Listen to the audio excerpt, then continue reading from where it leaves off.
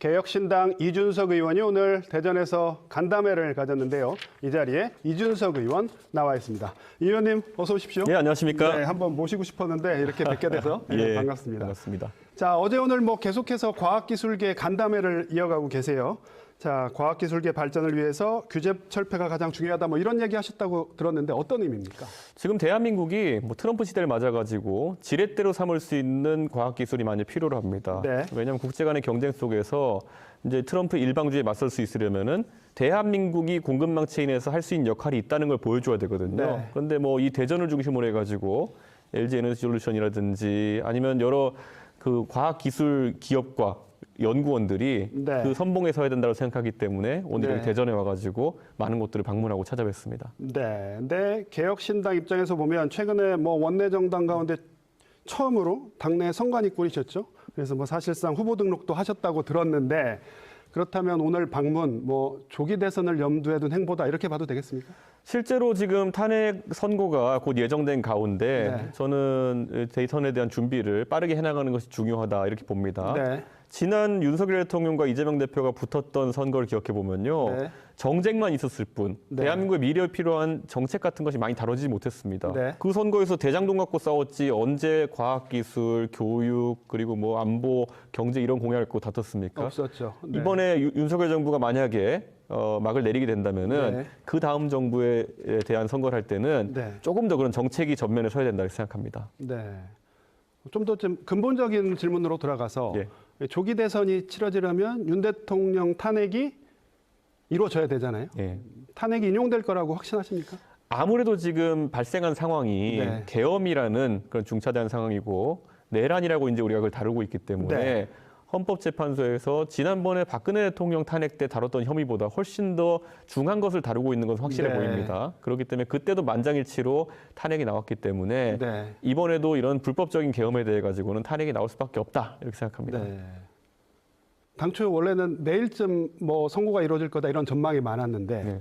시기는 언제쯤 될 거라고 보세요? 이번에 사실 법원에서 지금까지의 관례와 다르게 구속 취소 결정 내린 것이 네. 사실상 좀 아쉽습니다. 네. 물론 법원은 존중해야겠지만은 그것 때문에 헌법재판소에서도 어느 정도의 냉각기가 필요하다고 생각하지 않을까 네. 그런 생각이 들고요. 그래서 저는 많은 분들은 다음 주를 예측하시긴 하지만은 네. 늦어지면 최대 다다음 주까지 갈 수도 있다 이런 생각을 하고 갈 있습니다. 수가 있다. 그렇게 예. 보신다. 자, 이 의원님 오셨으니까 제가 정치연한 안 여쭤볼 예. 수가 없죠. 오늘 헌재가 감사원장 그리고 중앙지검장 탄핵소추안을 모두 기각을 했습니다. 자, 먼저 헌재 판단에 대해서 어떻게 보십니까? 저는 저희 개혁신당은요. 네. 세 명의 의원 모두 다 애초에 윤석열 대통령에 대한 탄핵과 네. 한덕수 총리에 대한 탄핵에는 찬성을 했지만은 네. 그 뒤에 이어진 민주당의 보복성 탄핵에 대해 가지고는 네. 동참하지 않았습니다. 네. 그것은 이런 결과가 나올 것을 예상하기도 했고요. 네. 실제로 이런 중차대한 대통령 탄핵이 진행되는 상황 속에서 네. 그런 대통령의 탄핵이 처리되기 전에 네. 이런 것들을 줄지어 처리해야 된다는 부담감이 있었습니다. 네. 그런데 민주당이 저희의 경고를 무시하고 네. 이렇게 줄탄핵을 했다가 네. 이런 사태를 맞이했는데 네. 민주당 내에서도 오늘 자성의 목소리가 좀 나오던데 나오더라고요. 이 부분에 네. 대해서는 대해서는 이재명 대표도 더 진솔되게 국민들에게 사과를 하는 것이 어떨까 하는 생각이 듭니다. 네. 그런 측면도 있지만 오늘 헌재가 탄핵소추를 기각을 하면서 그러면서 국회가 탄핵소추권을 남용한 건 아니다. 예, 맞습니다. 그거는 이렇게 아무래도 봤거든요. 동의하십니까? 예, 저는 아무래도 그것은 네. 윤석열 대통령에 대한 탄핵이 사실 윤석열 대통령 쪽에서는 줄탄핵을 했기 때문에 네. 이런 것에 대한 경고성 의미로 경고성 계엄이다 그랬죠. 계엄을 했다라고 네. 주장하는데 사실 말이 안 되는 얘기인데 네. 혹시라도 오늘 결정이 윤석열 대통령 측에다가 그런 잘못된 메시지를 줄까 봐 네. 아예 이 헌재에서 명시적으로 그런 네. 건 아니다라고 끄은 거로 보입니다. 네. 자, 지역에 오셨으니까 지역 얘기 좀 여쭤볼게요. 네. 이번에 계엄 사태 겪으면서 대통령실을 용산에서 옮겨서 세종으로 이전해야 한다. 이런 네. 목소리가 서울에서도 나오고요. 저희 지역에서는 당연히 나옵니다.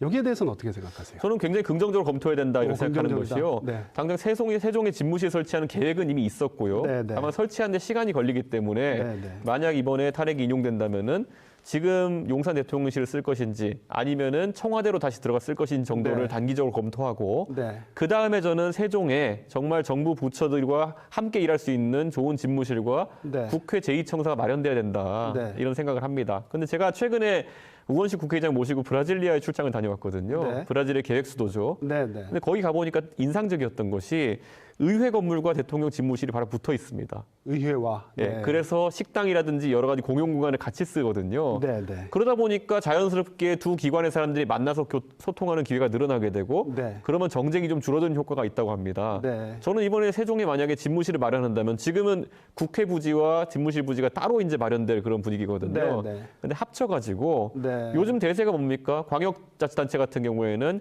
시청과 시의회를 같은 건물에 넣는다든지 네, 네. 이런 것들이 유행인데 대한민국의 중앙정치도 그런 한번 분위기를 만들어봤으면 좋겠다. 네. 서울의 그런 여의도와 용산 또는 여의도와 청와대를 분열된 정치를 네. 보면서 우리가 학을 떼고 있기 때문에 네, 네. 세종시대에는 같이 모아보자 한번. 네. 서로 얼굴 자주 보게 해보자. 이런 생각입니다.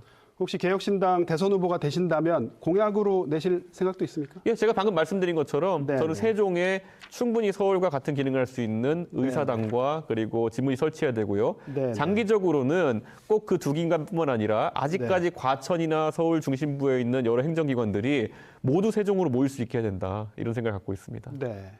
지역 정치 얘기 좀만 더 여쭤볼게요. 예. 4월 2일 날 재보선 선거가 있습니다. 예.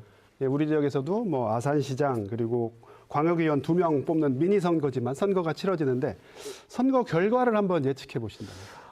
사실 아산 선거 같은 경우에는요, 네. 준수도권 민심이다라는 평가를 받고 있습니다. 네. 그래서 그 결과에 귀추가 주목되고요. 네, 무엇보다도 젊은 세대가 또 많이 이주해온 곳입니다. 그래서 네. 젊은 세대 표심도 확인해 볼 수 있는데 네. 사실 귀책 사유가 이제 사실 국민의힘 쪽에 있는 것이기 그렇죠. 때문에 네. 그것 때문에 선거 결과가 어떻게 나올지는 좀 지켜봐야겠습니다만 네. 저는 조기 대선의 전초전 성격이 되는 만큼 네, 네.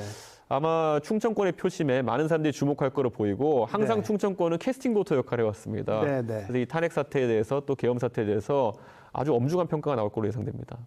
혹시 이번 재보궐선거에 개혁신당도 후보를 냅니까? 저희가 아산시장 후보를 낼 계획은 없는 걸로 알고 있습니다. 네. 자, 마지막 질문 드릴게요. 예. 뭐 출마 선언 사실상 하신 셈인데 예. 이후에 첫 지방 일정이 대전이었던 거죠. 예. 네. 자, 그만큼 뭐 대선이 됐던 선거에서 충청권의 의미를 한 번쯤 짚어주신다면요. 오랜만에 이제 차를 타고 갑천변을 달려보니까요. 네. 제가 사실 성인이 되자마자 카이스트 다니면서 네. 어운동, 궁동 이런 곳에서 밤늦게까지 친구들과 교류하고 이랬던 기억이 새록새록 납니다. 네. 그런데 사실 그때와 같이 한결같은 부분이 있어서 반갑고 한편으로는 조금 더 발전했던 부분이 있어가지고 아쉬운 부분도 있습니다. 네. 그런데 제가 첫 행보로 지방 행보를 대전으로 온 것은 네.